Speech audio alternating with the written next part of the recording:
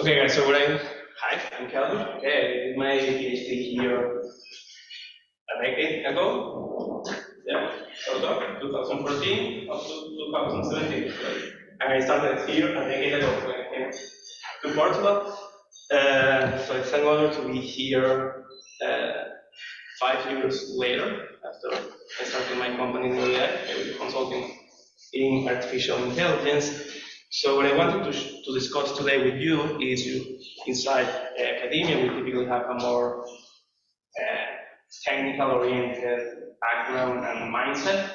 Okay? And after working on all these consulting projects, I wanted to bring you here what needs to be done in order to move a model or a project that you've done to here in academia into actual production to generate what is most important, which is money. Okay? So typically here you come. Posso aqui, certo? Depois lá para pagar. Okay. Typically here we have an idea, okay?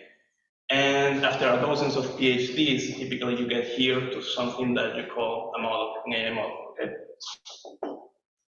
And the main issue is that most companies also focus on having these AI models. And I will say about 99% of AI projects fail because they fail to envision this path from the AI model to actually creating value in their industry, in their market. Okay? And that is why we try to wrap up here with this methodology that we call Data Ignite, which is most likely, I don't know what you're working on, but most likely, if I ask you what type of mindset you have, it's what we call in AI, model-centric AI. Okay? And there is this debate between model-centric AI and data-centric AI. You know what is the difference between the two? The data-centric is more focused on the task. So the data-centric is more focused on principles, practices, strategies to improve the data. Okay? And the way you improve the performance of your model, of your pipeline, is not by improving the model, but by improving the data. What do I mean by this? Well, we don't have data about the medical background of the patient. Let's go get this data. We don't have data about the kind of device where this machine included these images are taken. Let's go get this image. So the focus is on getting better, more and better data. Okay, more and better data. Here, the focus is on better models. Okay, parameters. What is the actual target? Okay. Here it's better, less noisy data, etc. And the industry has been debated around these two approaches for some years. Okay, when the hype of AI started, everyone was trying to build model-centric AI. And in all my interviews, when I interview anyone fresh from academia, they are very model-centric oriented. But industry realized that the performance you will gain by tweaking the model is just marginal, okay? But the performance that you can get by getting better data, more and higher quality data, is much larger, okay? So, but still, I'm still talking about the performance on the lab, okay? The performance, the accuracy, the metrics that the model gives, and that is what at New AI, we design a third approach, which is business-centric AI. Okay. Which is not focused on the model, which is not focused on the data, which is focused on the organization and the systems that need to be taken in place to create high engagement within these models and the other activities that the organization already has in place. Okay, and that's the main focus that I want to bring you here. So all our methodology is based around this single piece of paper that we call the AI use case canvas. Okay. And what we say is that before starting an AI project, you should figure out and map your use case around this canvas, which goes from the business, the center, what is the opportunity we have, how we are going to measure it, and the opportunity, okay? I mean, the most central part, what connects the two pieces. Actually, the business is on this side, but what connects these two pieces, the technical side of AI, which is what is the prediction, what is the data that is supporting this prediction, and what is the decision making that I'm going to use to transform these predictions into decisions. And then the actually business-centric part, which is business integration, how I'm going to put this as another process inside my business, what consequences the business will have to face to incorporate this kind of AI, and what risks I am taking. Okay? So what we say is that in AI, we typically only focus about this. If you are lucky, you are also talking about the data, and you have an opportunity to create a better data, and it's not like the data set is closed. But this is not enough to create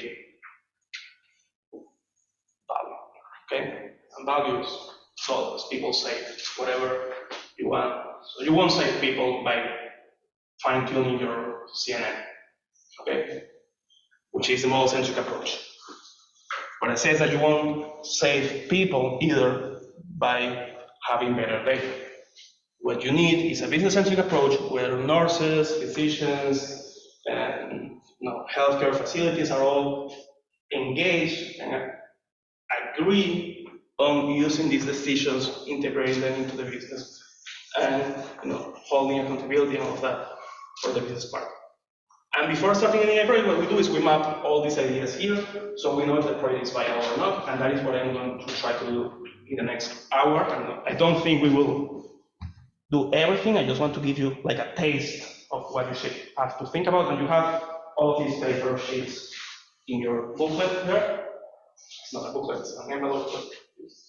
You get it? Okay, so who is working in what? What projects are you doing now at VCMI? Is it still VCMI? It's still at VCMI. Okay. What projects are you working on? Supervised learning in lung cancer characterization. Lung cancer. Okay. The rest is nice. It's model-centric, right? Like here is lung cancer. Okay. Lung cancer. I like it because I know nothing about that. Other one? Well, I'm still working on the ordinal data. Autonomous driving. Autonomous driving. Okay. Autonomous driving. You must pay attention to the speaker.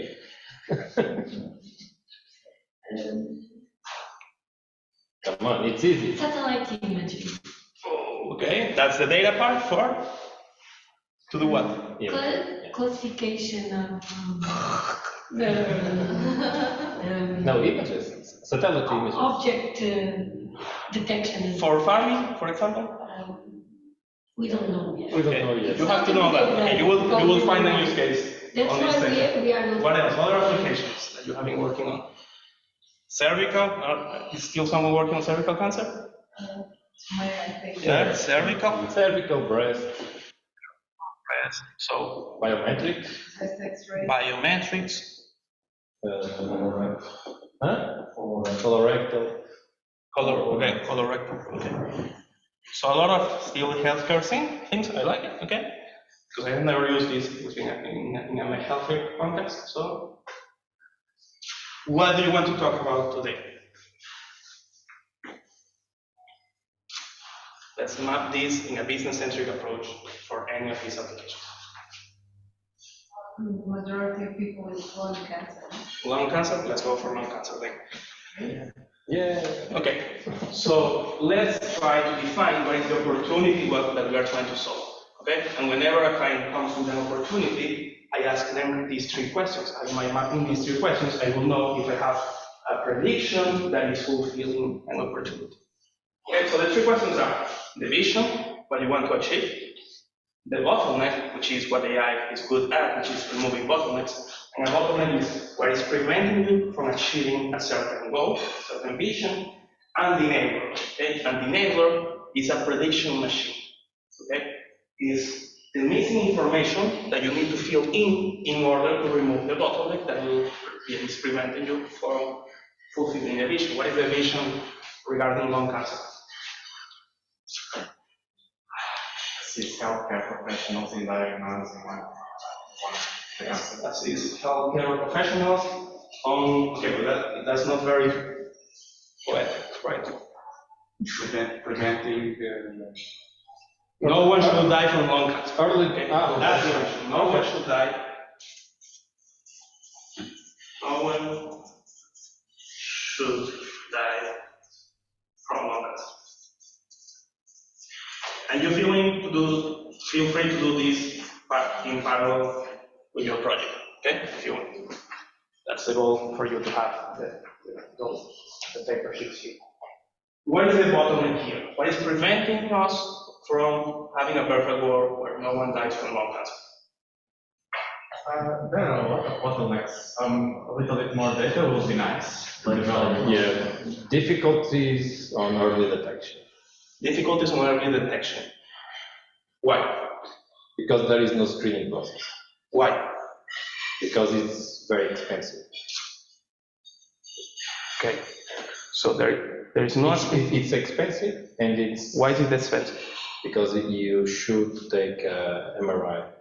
Okay. Not X-ray like in. Okay. For example. And why is MRI expensive? Okay. You should ask to Siemens and Philips. Yeah, the machine is, I think. Machines Is the machine expensive, or is the technician that has to analyze the image expensive?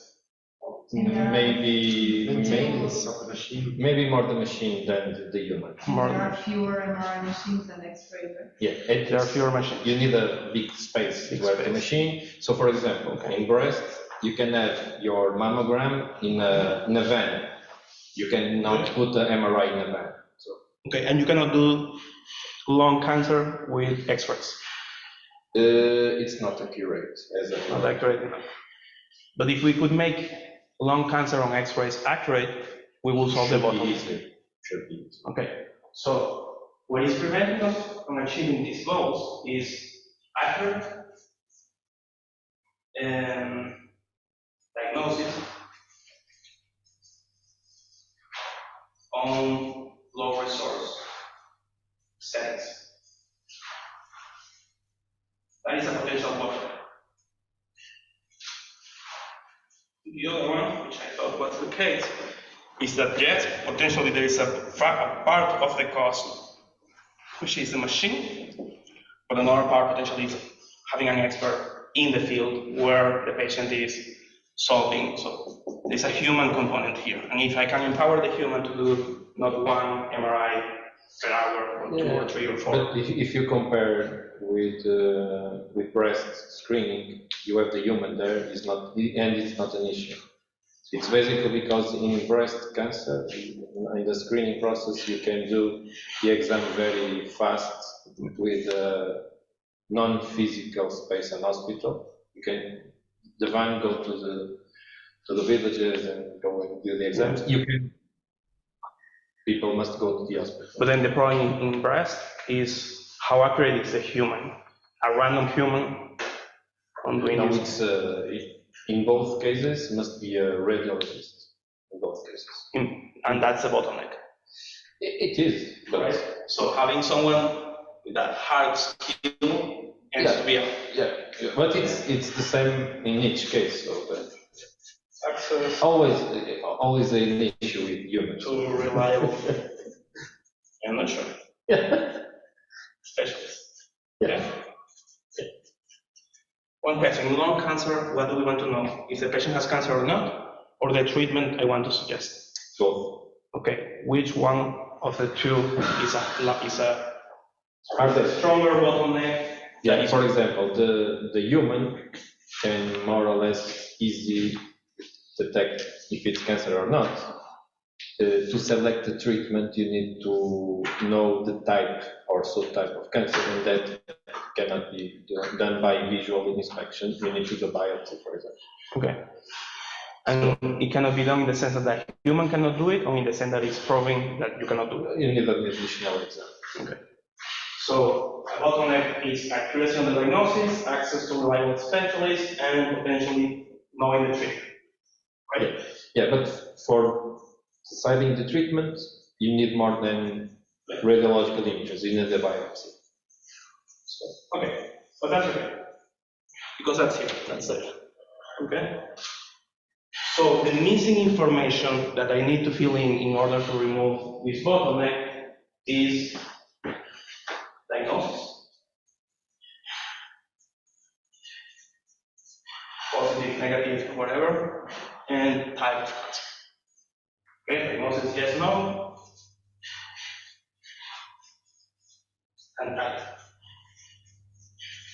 If I was able to fill in diagnosis yes, no, I was able to be able to remove this bottleneck. Yay, no cancer. Yay, no cancer. Type, yay, no cancer. Right? We could go in other ways. For example, knowing which patients are at risk is tricky, so we can channel the best resources to the people that are most likely. And that's a different approach. Here, you're telling me the bottleneck is not on calling the population to the healthcare facility, but on screening the person.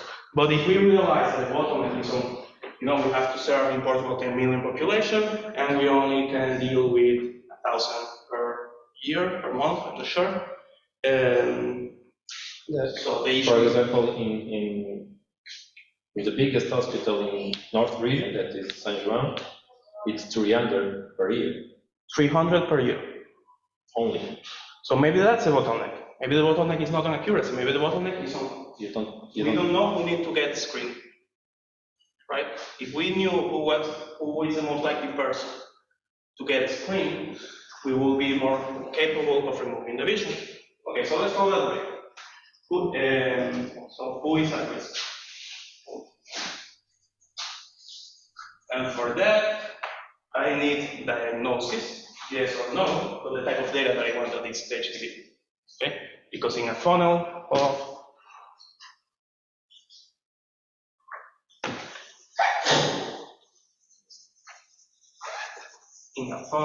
of general population, screen, diagnose, treat. The biggest issue is not this part, but this part, right? Who should be screened and who is not being screened, maybe, right? That doesn't necessarily mean that you have to throw away all your work and move to a different rate, but most likely, human-wide scale, this is the biggest issue, okay? Okay, so this is an aim.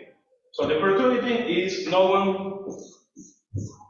one should die from lung cancer.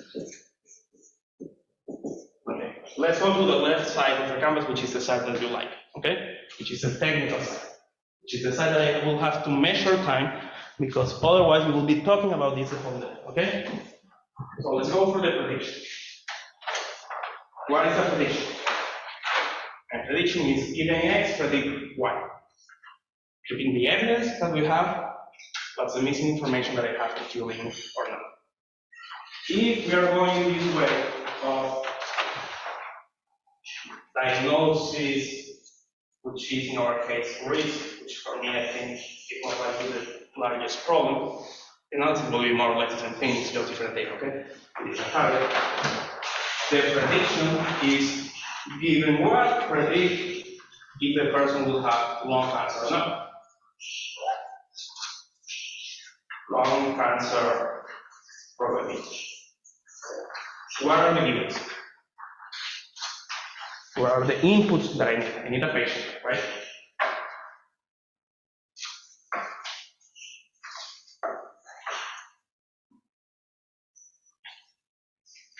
Start with a patient, and then I can go into details, right? For example, I have a patient plus Machine? an MRI image. MRI. Then we need the technician to perform the exam. So it's a technician, it's not a physician. Yeah, most likely I need, but that's not a, that shouldn't. It's included. Most likely in real life it controls the prediction, but you should get the same outcome regardless of the technician. Yeah, perfect work. Yeah, I know it doesn't happen. It was supposed not, Yeah. but there are some parameters that you need to configure in the likely. exam, so maybe yes. Image and parameters, let's say. Image and parameters. Okay, most likely you say you're taking the biopsy. Yeah. Okay? Right. And but look at this. If I frame my model like this, what is the problem? I am assuming that I will place my model here. Okay? So I'm removing a bottleneck at this stage. Okay? If only 5% of the population is screened, then at this point, I'm just tackling 5% of the bottleneck. Right?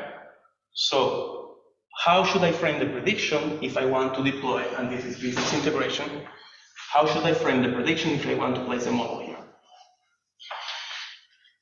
That's my goal. I want to understand, remove this bottleneck. From all the bottlenecks that we decided we want to remove, who is at risk? I want to be able to determine who is at risk with not so much information. He's a patient, right? Without any example. And let's be kind of naive and saying that a model should be able to recognize, given the patient, if the patient has lung cancer, the probability of lung cancer. And most likely it won't be as accurate as it could if you had an MRI. That's a different story. But in the exercise today, we're trying to be business-centric and try to solve the actual problem of lung cancer, what is the easiest way to solve the problem. Removing the bottleneck on the screening stage, allegedly. Okay, and that's the prediction. That's all that we have to say about the prediction. What is conditioning the output and what is the output? Okay, there are other nuances that we can discuss later, but this is basically it. Okay, the data. When we talk about data, we only care about two things. If I have the data or not, how available is that data, and what is the expected impact of that data. Okay? Will I move the needle by a lot by not having this data versus by having this data? Okay? What data would you like to know? What data would you like to have to solve lung cancer? The patients that have maybe the initial stages of lung cancer. Okay, so what is the initial stages? Is like symptoms? Symptoms, yeah. Okay, symptoms, let me just write down this here and then we map them on that table. Symptoms and life behavior. Behavior, okay. And, behavior such as smoking. Smoking, for example. Smoking patterns. So if you had a database of tax numbers of people with receipts, okay? I'm full libertarian, so I wouldn't suggest the government getting that data, but let's assume in an ideal world without GDPR and without being afraid of the government, we would have some habits like sports habits, etc. Sports. Genetics. Genetics, of course. Genetics data. We have the MRI data, okay, and we will see how we handle MRI here. Okay, we have the MRI image. I'm really not sure about family history on lung cancer. Maybe. Family history is connected with genetics, but not so technical. Or of intuition. You have food there? What? Food. Food, okay, that's behavioral. Food habits. Where they live, okay, because if they live in Porto, they have a lot of pollution around. So address. Yeah. And if a doctor comes here, we'll have this board full, but we don't have time for that.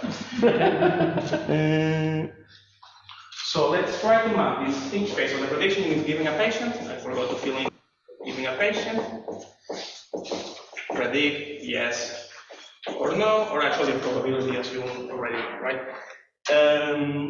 Let's try to map these things according to these two factors. Expected impact. Will this actually make your prediction more accurate or not? And there is one important that you should put, gender. Gender. Gender is very important. Okay. Because there are type of cancers for you. Okay, I am the SNS. Okay, my client is the SNS. National Healthcare System. Which of these do I think will have high availability? High availability. How important is it? Yeah? No, how available is. High available. Gender? Gender, of course. Good. Dress? Dress. Do you think that? I hope no. I hope the government doesn't know what they do with my life, but maybe they do. They know. Symptoms, let's say that's potentially a yellow. I don't have a yellow here, but it will be a blue. Okay, because you know, for those that already went to their center salud, to their local center and already reported some symptoms, but most likely you have that. I guess you have family history, okay, because they know your father died this year from a healthcare facility, lung cancer, so their kids should be screened. I guess genetics as a whole is not available for the whole population. Maybe you have a lot of missing data. If you want to talk technical stuff here, if you want to talk directly to me. So missing data here. MRI, very missing data, only 300 cases in Porto, in the largest hospital in Porto. Smoking, maybe you kind of know this because of the medical appointments you get at it. Okay? So maybe you don't know the guy had some kind of, I don't know, chest issue in the last year, but 3 or 4 years ago, they told you they smoke. Maybe you know sports. I will say food is more tricky because we all believe eat better than we do, and say to the doctor that we eat worse than we actually do. Okay, so this is availability. Okay, so this matrix is, this will be, so the greens will be here, left or right, and the reds will be here, okay, left or right. Let's go now for the left and right. Gender, will this make an impact or not on having lung cancer? Yeah? Mostly on typing, subtyping. Okay. Not on risk. Yeah, now, here is about risk factors. Yeah, now, for example, now women smoke more than men. Yeah. Nowadays. So there was a change, for example, in the graphs because of that. So, for example. So smoking, I think we can all agree, is agreeing in terms of how much change that will have on my accuracy. Yeah. Right? MRI is agreeing. So if I had everybody with an MRI, that's agreeing. Same thing most likely for genetics or symptoms. Symptoms, if you could know the symptoms that everybody is having at any point in time, that's agreeing. Family, maybe that's a blue. Because, sorry, this is availability. This is expected impact, right? Yeah. So expected impact, address. Yeah. Yeah? So It's a green. And family, maybe it's a blue. I don't know much about this. Okay, so if someone is watching this and is a doctor and knows about lung cancer, don't kill us for saying this is a blue. I will say genetics is a red, not necessarily because it's a red, but most likely you won't have enough of this to actually cause a good expected impact and get the causations. Maybe sports is more of a red, maybe not. Doctors, don't kill me, okay? But food, maybe it's a blue, it's a green, let's say. I'm not sure. Or it's a red, you tell me. Right. no. Okay, so low is high impact the food? It is. On lung? Yeah, that's my issue. Okay. For other cancer, yes. Try not to get me more scared because I eat shit. So I think I will have like stomach cancer, not lung cancer. Okay. So let's say it's a red for the sake of me finishing this presentation. Okay. So it's a red. Now you guys give me high availability, high expected impact. Which ones are those? Smoking.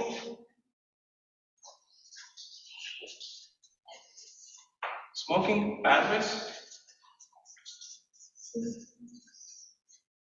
Symptoms is here in the middle, right? Because it's not that available.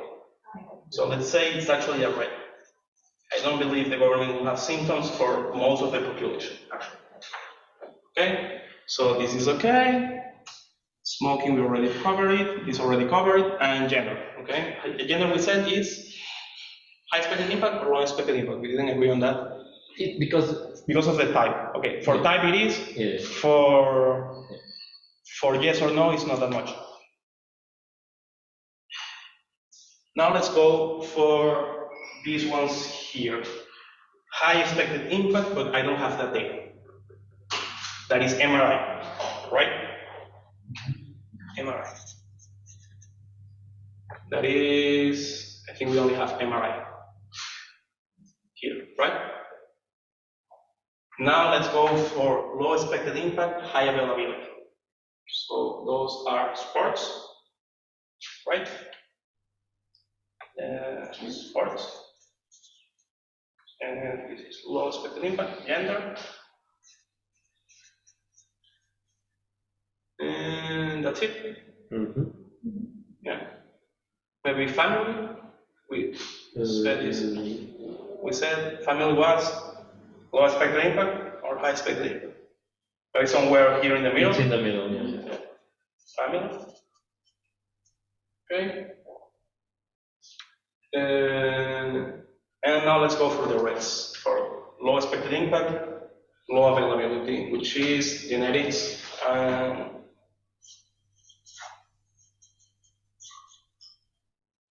food. Right? If I miss any, for example, whether or not they like Mickey Mouse. Okay? This is a data point that maybe we have, but it's low expected impact, it's low availability, right? Maybe there is another data point which is highly available with low expected impact, which is their Instagram handle, okay? And we data scientists like to look for more data, what data we have there, but we have to think about it. That's helping us solve the problem or not. So whenever we are tackling any of these projects, we only care about the things that are here, at least for the proof of concept. Okay? And I don't like that this ended up being only this, so I will move this to here, yeah, just to have more things to talk about. Symptoms, so the database of people that register some symptoms on the SNSD plot. Smoking and yes. These data points here, high expected impact but low availability, what would you do with them?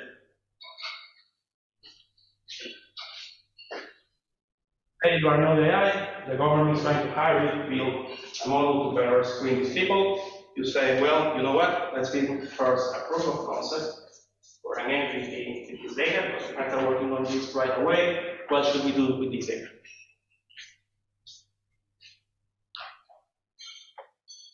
We don't have it, but it could move the needle. So we collect. We collect.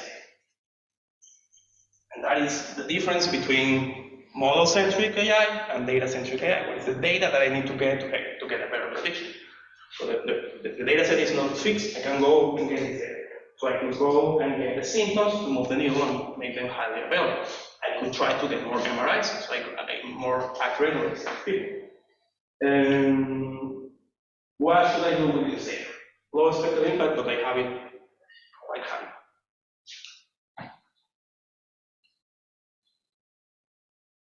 If it's too low expected, maybe throw it away. Throw it away. Throw it away or only touch it if you have time. Yeah. Okay? And in general, we don't have time. We'll all die at 80 years old or something like that. And so we don't have that much time to solve that many problems. So throw it away. And what should we do with whether or not they like Mickey Mouse food, their food habits and genetics, assuming they have low expected impact, low availability? We also throw it away, but in a sense that we don't even want to know about it. So this, maybe if we have time, if we have nothing to do, we try to get it because it's already there at hand. So if the data scientists have access to it, and it's just adding a new column with a new feature, okay, let's just do it. That's for that. But these ones don't even care to discuss this in a meeting. I don't want to spend more of my life talking about data that is not available and won't move the needle. Okay? So my product is this. And if the client actually wants to solve the problem, they better start collecting this. Okay? That's all we need to care about data. Now we move to the KPI. So data is smoking. Hey government, I want you to build a database of who smokes where. And that is how we are going to build our predictive models on who is going to have cancer. So simple, these models, right? Very simple model. KPIs. Who is working on lung cancer? What is a KPI? What is a metric? In my case, presence or absence of a specific mutation related to cancer. Okay, and how do you measure if your model is good or bad? Accuracy. Okay, accuracy. What other metrics should we use to measure? But it's more high level, like survival rate. Business-centric versus model-centric. And then where we go to KPIs. Accuracy is a side thing. It's a supporting role on my story. It's robbing, okay, it's not bad. Okay? Same thing for the rob that you see stuff. These are all great, but nobody went to the movie theater to hear the story about Robin, right? They wanted to hear the story about Batman. Who is Batman here? Survival rate. Somebody is asking? No. Okay. Survival rate. How many patients I'm saving by changing my protocol from, hey guys, come randomly here to the hospital, to a model funneling people to the hospital. But every hero has a villain, which is, if I improve survival rate, most likely there is a cause, there is another KPI that very likely is compromising for maximizing survival rate. What is that KPI here? Other? What metric could I be damaging for funneling the most likely people to have cancer? Cost, for example. Okay. Years after treatment, before a recurrent. Yeah, that's another one, for example, because if I'm, for example, only sending to the hospital those that most likely will have cancer, then yes, maybe I will save them, but I will leave other people with lower probability develop worse forms of cancer that in the end will affect their quality of life. Okay, life quality. Yeah, quality of life. I'm not sure how to measure this, but I guess statistics, sensors know how to measure quality of life. That's why there is a ranking of quality of life per country. For example, in lung cancer, quality of life is you don't use a bag with an oxygen device, for example. Yeah, for example, how many patients after? Yeah, for example.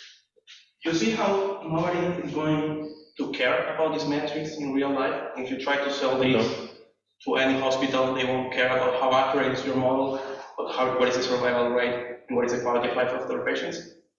If I read your papers, what are you going to talk about? About the science. That is why nobody reads papers. Okay? That is why everybody watches YouTube videos and Instagram videos. Because they care about you and how to be. Okay. I know you have to support this with metrics and you're at a very early stage, but you can always simulate this and try to sell the other metric, right? Because if we have this accuracy on this model and we put this in a hypothetical scenario where we channel this amount of people here, then we will be leaving these people. So you can simulate at least to bring some passion to your papers. I mean, they are so boring. It's all about the accuracy and the raw KUC, right? So, are we okay with the KPIs? So we want to measure survival rates. That's our goal. Survival rates. But we need to keep an eye on quality of life, because maybe our brilliant model will have a lot of people alive for more years, but with a shitty life. Are we okay? Are we on time? Okay, we have to accelerate. Decision making. Predictions, nobody cares about predictions. Okay? Same way nobody cares about accuracy, nobody cares about predictions. People care about decisions, but when they transform into action. Okay? So what is decision making? Maybe you know this shape here. This is max action for a certain performance, subject to constraints. Okay? It's just it. Actions, cost, benefits, constraints. Okay? What actions can I make? I can channel yes or no a patient to a hospital. Okay? Or I can build a priority of people that should go to the hospital and should receive invitation letters to go to the hospital to get this screening, right? That's the action I'm going to take. It's not yes or no the patient will have cancer. It's how I'm going to put this in production on people. So the action, let's say the SNS cannot actually enforce the person to go to the hospital, but they can friendly invite them to go to the hospital and take an MRI. So it's I have a budget to deal with, let's say, 10,000 patients at the national level, and I know that if I want to have 10,000 patients, I have to invite 12K people because sometimes won't come. So I want to build a priority plus SMS, plus email, plus whatever campaign, SMS campaign, on the ones that are on the top of the priority, where the cost benefit here that I will have is most likely the probability of having cancer. Okay? That's it. If I have, that's the benefit. So the benefit is how much will I reduce this guy probability of having cancer, right? The cost is very likely the SMS cost of it. And then I can make numbers with people's life. I know how much value this person will bring by saving them versus by sending them an email. I guess they will invite more people. But then there is this bottleneck here on the MRI environment and all that. So the cost benefit here, I will just reckon my probability, I will be good, and I won't consider the cost sending these things. So the cost is just the probability. And the higher the probability, the most likely this person will be on the top. Okay? The probability of one answer. Sometimes it's not just this. Sometimes here you have probabilities times expected impact times cost, constraints. I have constraints, right? Maybe I have GDPR, right? Maybe I cannot contact the person because the patients say they don't want to get contacted or they don't want to use their data for any purpose and they don't allow it. So that's a potential constraint. Maybe this list is only from the subset of people that allow me to send them letters, to send them SMS. Or maybe I can send SMS to some and email to others, depending on the constraints I have. And that is how I should choose the right treatment. Here, treatment is a marketing campaign that I will send to each person. Or, for example, maybe it's not just at the national level, maybe I have local levels. Okay? So, geo limits for this. Okay? And maybe here, now we have a more complex optimization task where I know where are the persons, where are the centers, their capacity, and I can say, you go here, you go here, you go here, you go here, to make sure everyone, they don't overload any of it. And those are the constraints we need to think about when we go from predictions into business integration. We need to make decisions that are feasible in the world. Okay? So you fill in here this part of the canvas, or you on time. So I have like 10 minutes and half a canvas to fill in. Are you okay? Yeah? So decision making is send SMS to top paid users, and paid given by my budget. Paid users subject to GDPR constraints, for example, and local budgets. And by budgets, I actually mean here capacity of the hospitals, the local hospitals where they are assigned to send out, or maybe a way more complex optimization task, but you get the idea, okay? And now the technical part of the problem is done, okay? Now we will go to the business part of the problem, okay? Business integration. There are 4 ways, there are more, but like these 4 ways are like the 90% of the use cases that I have seen are integrated into these ways. This is basically how we're going to put the model into the business, okay? Evolve is a department that is now part of this business. There is the national healthcare facility. Obviously, it's going to feed the other centers, okay? And you have 4 ways. An added process is a process that didn't exist before, okay? But now you have it. So you have activities that precede this process, and you have activities that follow this process. Another process exists here, okay? Or you are replacing a process, which is, this is when people get afraid of losing their jobs because of AI. Okay, so you have a human, and now you put an AI. Or you had a manual rules, decision-making process where everybody that smokes and lives in city centers goes here, and now you have a model that has a more nice pattern. This is a replacement. This is what scares people. It's only one of the 4 types. Or filtering, which is you let the AI take this part here, whatever comes from this process, filters and processes the easy cases, and the hard cases go to a fallback option, which is adopted. And this is most likely all of your use cases, right? So this is most likely when we say the computer-aided decision diagnosis, whatever, is like the AI is automating the easy cases, and the rest go to a human, or you can have the opposite. You have a human that can do most of the job, but sometimes there are difficult cases and they ask the AI. Okay? And here we can have any of the 4 patterns. Actually, in most use cases, we can do any of the 4 patterns. It's not that much about the AI, but more about how likely is the business to embrace any of these ways of integrating the AI. So which one of the 4 will lead to lower resistance? Okay? I believe, in the short, because I don't work with the SMS, I believe, I hope they have a way of calling people to go to screening, okay? Because otherwise, everybody will get dead because before even knowing they have access to the screening process. So I guess they have a process now in place that maybe they randomly call 1,000 patients every year to go to the center, okay? So they have, I expect they have a process here, which is... Not really. No, it's starting being implemented in Europe, and they expected to implement it in Portugal, then we had COVID. So there is not even a process. Okay? It's based on symptoms.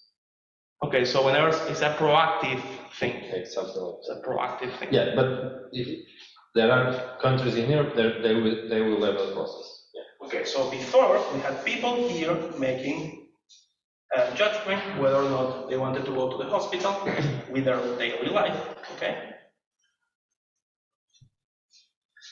And at some point, they decided to go to the hospital to check something. Okay? This was before the AI. We had people with the daily life, they decided that they had to go to the hospital because they felt bad. And what we're saying now is we have now an invitation. Okay? We have now an additional process that is inviting people to do this screening process. And the resistance here will come from the cost of doing this thing. The resistance here will come from people accepting this invite, okay? But it's not the resistance of laying off a team of doctors that are manually, okay? Which is typically higher frustration and low engagement from the business side, okay? So this is our business integration, which is an added process. Enlighten is an added process because it's easy to sell when they had their daily life, they had their hospital here. This was before, and now we have an AI sending SMS. Okay, and that is how the SMS will start to work now that we have this transmission model inviting people. And it's a new process that you will need to care about. Okay? In most cases, this is what we do with AI. It's a filter, it's an automation process. When you are sorting trash on a conveyor belt, it's the AI filtering the cases, the plastics, the glass that it can, and then a human in the end that handles the tricky cases the AI can handle. Whenever you have a marketing funnel, is the AI recommending products to those that are easy because they exhibit the signals, and then a human calling to solve the other things that are harder to sell. So typically it's a filtering, but in this case it's another process, and that's good. Now the consequences. Okay, the consequences is basically being extra pessimistic and assuming that what I solve on a point will cause stress in other areas, and that stress might be good, might be bad, but I need to have an action plan to rebalance. Okay? For example, right now, people don't go to the hospitals, okay? Or people don't know they have to go to the hospitals unless they have symptoms, okay? So, costs. Since I'm inviting people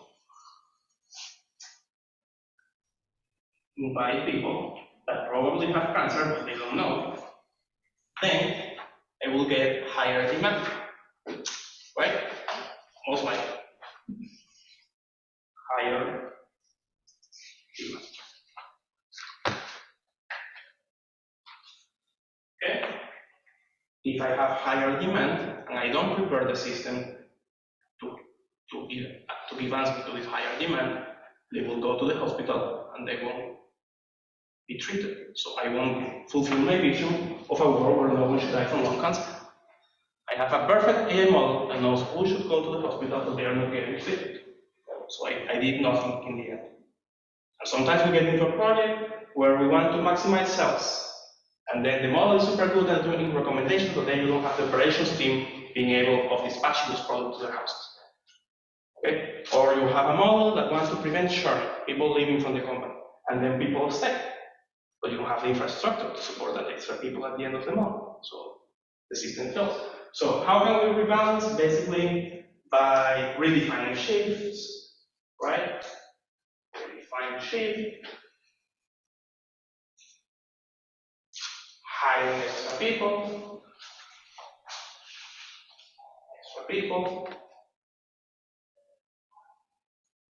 okay? Since I will have, let's do this exercise one more time. Since I will have higher demand, then higher demand on screening for early stages, then I will have lower demand for advanced treatments, right? We need to play this game, because otherwise the government will still spending money on chemotherapy, but nobody will use it, theoretically, okay? Because nobody will reach that point. So lower demand for advanced treatment. I will rebalance by revising my contracts with my suppliers for advanced treatments, so I know I am not attached to buying those amounts in 2 or 3 years when these things start to change. Okay? So revise budget, review budget.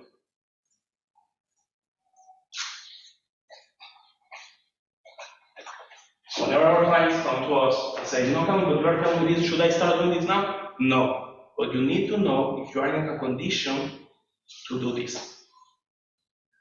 Okay? If you're not in condition of hiring extra people, they don't even care about calling people to go to the hospital because you won't serve. Okay?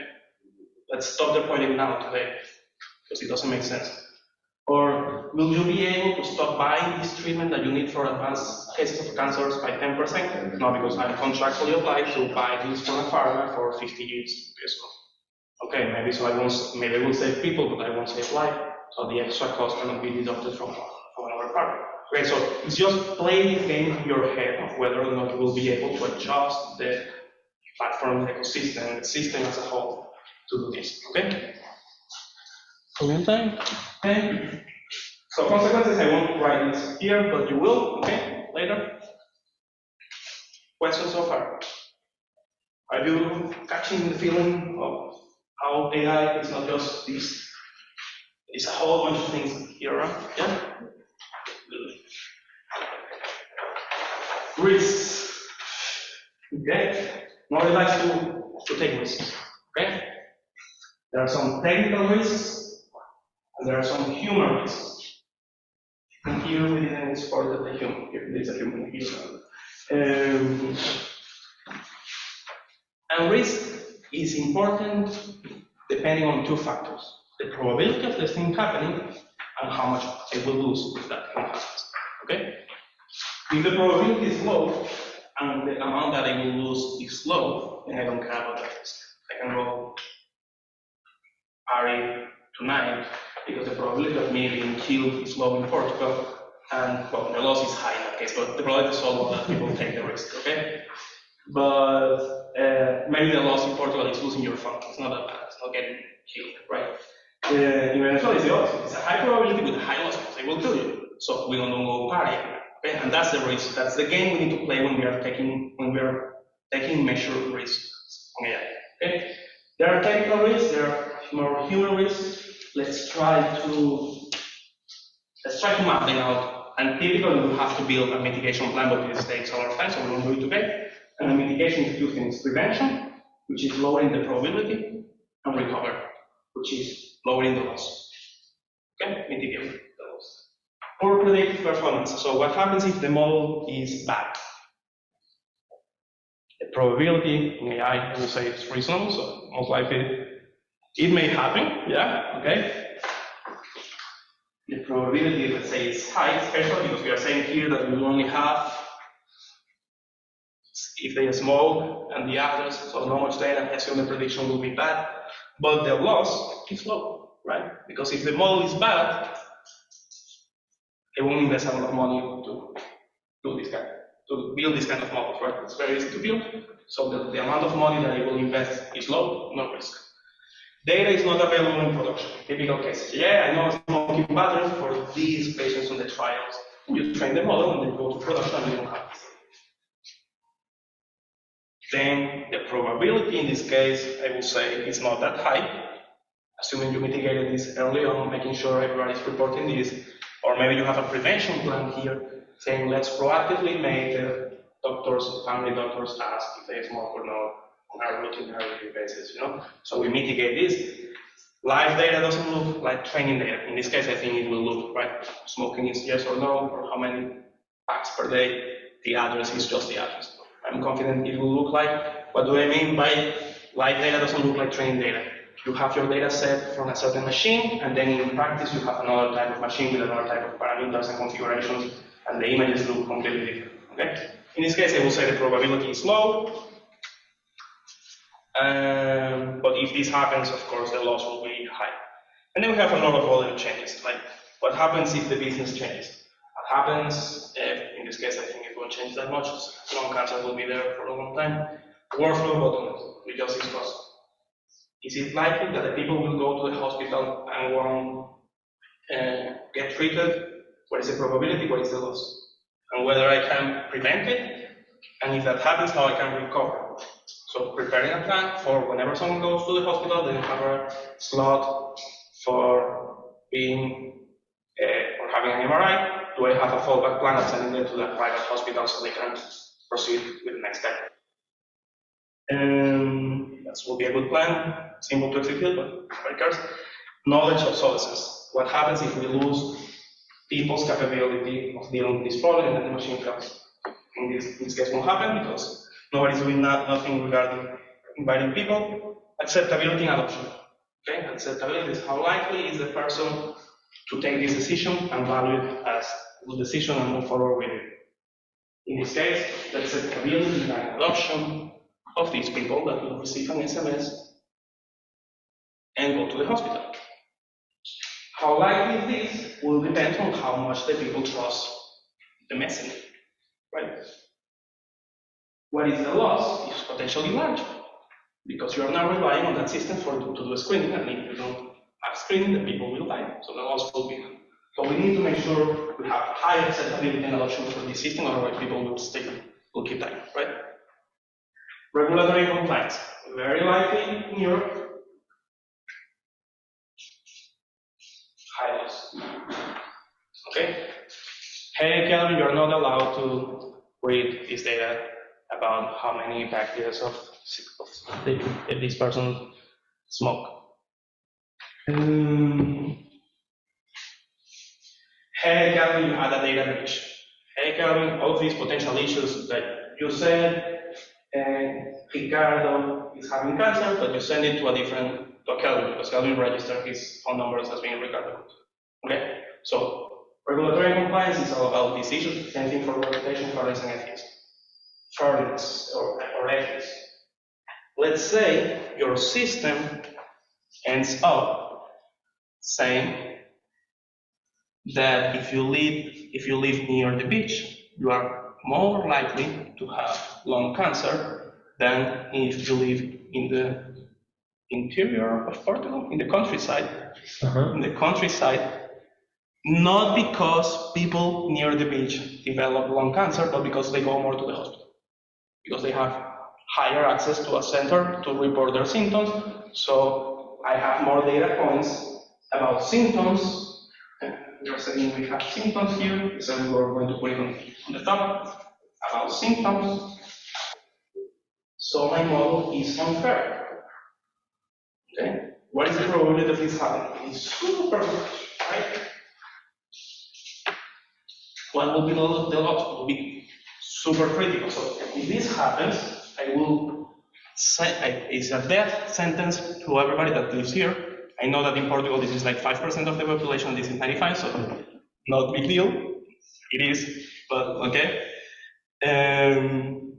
But it's an issue because I'm treating them in a fair manner, in an international system, so I should treat them well. And if this goes to the news, they will abolish the system.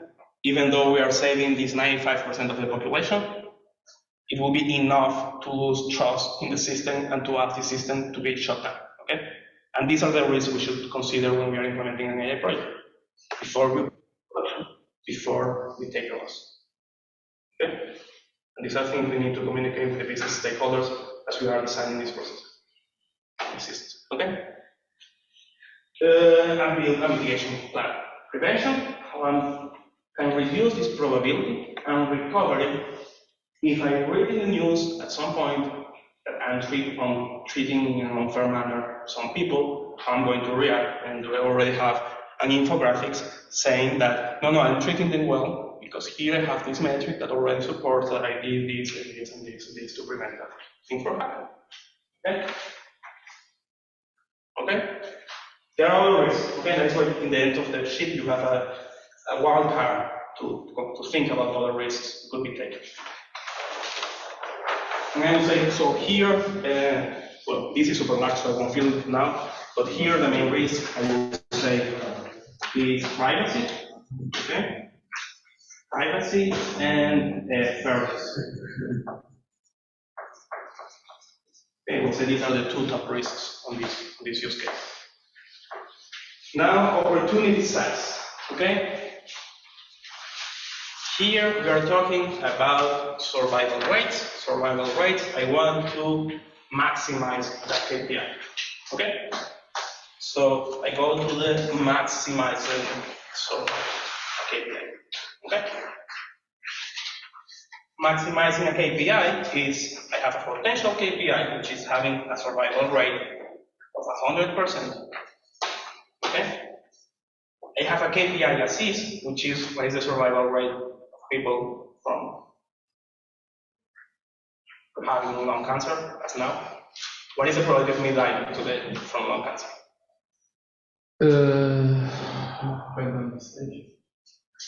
A random person, because I'm tackling random population, right? 70? I think to survive, 20? 20 I have. Assuming I have cancer, it's 20%. But only like 10% of the population will have lung cancer, right? Yeah, maybe yes. Okay, so it's 20% of 90%, right? So 20% of the population will die from the 10% of the population that will get lung cancer, right? Yes. Okay, so it's like 2% death rate worldwide. So it's a 98% survival rate from being alive to dying from lung cancer, which is the stage at which we are placing here the model. Remember here? Yeah. Okay. So the KPI as is, let's say, doctors don't kill me, is 98% survival rate from lung cancer, assuming you're alive, not assuming you have lung cancer. Okay. Assuming you have lung cancer, if you place the model here, the KPI will be different. Okay. So I have a theoretical opportunity size of 2%, saving 2% of lives. okay? Or at least leaving them be dead by a different reason, okay? Leaving them to die for a different reason. So I have a 2% theoretical opportunity size.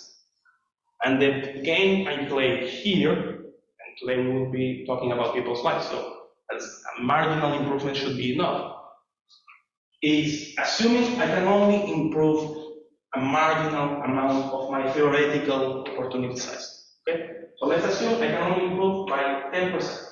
Okay? 10%, this will mean saving 0.2% of the population. Right?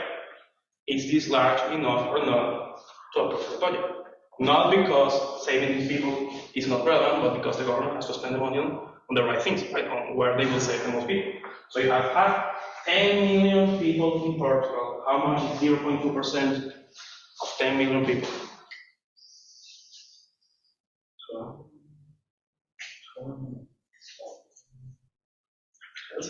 Let's run 2,000? 20K? No, I have. Let's see. 2K? Yeah. 0.2 divided by 100, 2K. Yeah. So this is how much people I will save in Portugal theoretically if I run this system. If the system costs $1 million, you will say, no, Kelvin, each life counts. Yes, but I don't have infinite millions. Okay, so I have to spend $1 million on the use case, on the problem that saves the most people. So if I have 5 projects to approve, now I have a number to say, with the same million, assuming that the offer project is $1 million, I think here it's not the case, but let's say it's $1 million, with the same million, how much people I will save with each case? You have an objective way of solving the problem. Even if we are bad, even if we can only improve this by 10%, we are saving 2,000 people. If I do this with colorectal, the guys that are competing for the budget, it's only 500, so I get the budget. Okay? But if I'm doing this versus improving the roads, the streets, maybe it's 20K. So I lost the battle. I lost the budget. That's the game. But you have to play this game before getting into any project. Okay? Why? Because otherwise the frustration will kill the project just because the vision is too small. Okay? I don't say this is small because the budget is for Portugal and the vision is for Portugal. This is the game you have to play. Okay? So opportunity size 2,000 Portuguese. We'll write 2 guys. Okay? We have to make it more global. Okay? That's the opportunity size per year, right? Per year. So it's okay if you make the computation with the 2% or the 0.2%? The 0.2%. Then it's 20K. 20K if I save the 2 or the 0.2? The 0.2? I think so. So it's 10 million times 0.2 divided by 100. How much is that? 10 million divided by 100 is 1 million, 100K divided by 5. Right? Maybe it's 20K. Yeah. It seems too high. It's high, right? It's very high. So what happens if I only say, now it's the game, what happens if I only take 1% of these guys? So it's 2K. So how good should the model be so I get more budget approved? And that's something we validate in a proof of concept by looking at the prediction of the data, and it's accurate. I ran a simulation here. I didn't stop on the accuracy. I ran a simulation of what happens if I get this approval, these letters, etc. And I save these people, and it's not 1%, it's not 10%, it's 30%. So I save 60,000 Portuguese people per year, whatever. You have to run a number. Yeah. I like to play the game of being pessimistic. Why? Because if this is what I expect to make by being pessimistic, then my budget will be still more pessimistic, and I will put another 10% on top of that. So assuming this was money, okay? If my theoretical opportunity is 1 million, I say, if this is 10%, I will only be able to fulfill 100K. So I will have a budget of 10K for the proof of concept. And the client shouldn't invest more than that. Okay? Because it's a risk game. You need to have an exponential opportunity for the money you are putting there, because in AI you have a very large risk of failing when you consider from the beginning. When you consider when you already validated the idea, it's a different thing. But when you are theoretizing everything, I always play this game of 10% of the opportunity size to be realistic, okay, to be more pessimistic, and then the budget is 10% of what I expect to make. That's the maximum budget I will advise my clients to spend on validating the idea, not on executing the idea. If we validate the idea and it's, hey guys, it seems we can predict this thing with success, let's spend. Okay, at least the pessimistic case, because the next year you will recover. Okay? And that's it. And that is how you move a project from nothing to the AI model to actually making money. Okay? It's not just the modeling part. That just falls too short. Okay? Questions?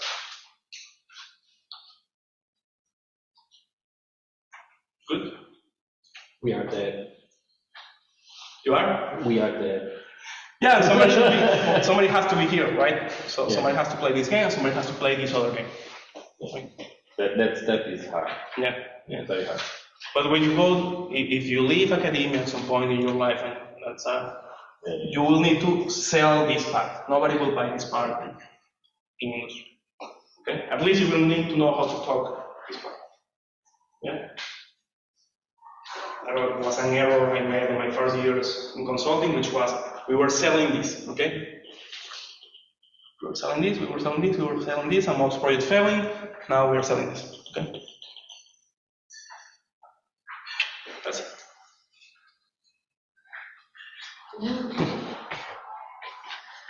Questions? No? If you like model-centric AI, you have to sell always model-centric AI. There is a course, it costs like $47, something like that. In our page, if you like data-centric AI, we have another course which costs like 87 euros for now, but it will cost like 300 whenever we finish the course, which will be in 1 or 2 months. Now it's like pre-launch. And if you like business-centric AI, there is a course that costs about $400, something like that, on our website. So if you like it, go there. Yeah, that's it. I won't sell more than that. Yeah. And if you want to buy it, it's on learn.mil.ai. Okay.